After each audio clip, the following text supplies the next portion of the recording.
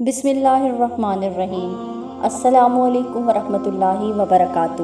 ناظرین، مسلمانوں کی 800 سالہ کامیاب حکومت کا یہ بھی ایک راز تھا۔ قطب الدین ایبک ایک شکار کھیل رہے تھے۔ تیر چلایا اور جب شکار کے نزدیک گئے، دیکھا تو ایک نوجوان اس تیر سے گھائل ہو کر پڑا تڑپ رہا تھا۔ کچھ ہی پل میں اس گھائل نوجوان کی موت ہو جاتی ہے۔ پتہ کرنے پر معلوم ہوا کہ وہ پاس کے ہی ایک گاؤں میں رہنے والی بزرگ کا اکلوتا سہارا تھا اور جنگل سے لکڑیاں چن کر بیچتا اور جو ملتا اسی سے اپنا اور اپنی ماں کا پیٹ بھرتا تھا۔ قطب الدین ایبک اس کی ماں کے پاس گیا، بتایا کہ اس کی تیر سے غلطی سے اس کے بیٹے کی موت ہو گئی۔ ماں روتے روتے بے ہوش ہو گئی۔ پھر قطب الدین ایبک نے خود کو قاضی کے حوالے کیا اور اپنا جرم بتاتے ہوئے اپنے خلاف مقدمہ چلانے کی آزادی دی۔ قاضی نے مقدمہ شروع کیا، بوڑھی ماں کو عدالت میں بلایا اور کہا کہ تم جو سزا کہو گی وہی سزا اس مجرم کو دی جائے گی۔ بوڑھی عورت نے کہا کہ ایسا بادشاہ پھر کہاں ملے گا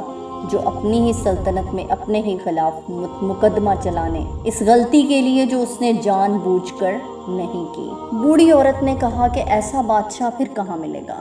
آج سے قطب الدین ہی میرا بیٹا ہے اور میں اسے معاف کرتی ہوں۔ قاضی نے قطب الدین کو بری کیا اور کہا اگر تم نے عدالت میں ذرا بھی اپنی بادشاہت دکھائی ہوتی تو میں اس بڑھیا کے حوالے نہ کر کے خود ہی سخت سزا دیتا۔ اس پر قطب الدین نے اپنی کمر سے خنجر نکال کر قاضی کو دکھاتے ہوئے کہا اگر تم نے مجھ سے مجرم کی طرح رویہ نہ اپنایا ہوتا اور میری بادشاہت کا خیال کیا ہوتا تو میں تمہیں اسی خنجر سے موت کے گھاٹ اتار دیتا۔ ناظرین گرامی، یہی ہے وہ اصل حکمرانی، بادشاہت اور انصاف، اور یہی ہے اسلام کی تعلیمات۔ لیکن اگر ہم آج کے حکمرانوں پر نظر ڈالیں تو ہمیں یہ چیزیں اس کے برعکس نظر آتی ہیں کہ جہاں پر طاقتور کو سزا نہیں دی جاتی اور مظلوم کو سزا دی جاتی ہے، تو یہی وہ دور تھے مسلمانوں کی سنہری جس میں مسلمان جو تھے حکومت کیا کرتے تھے۔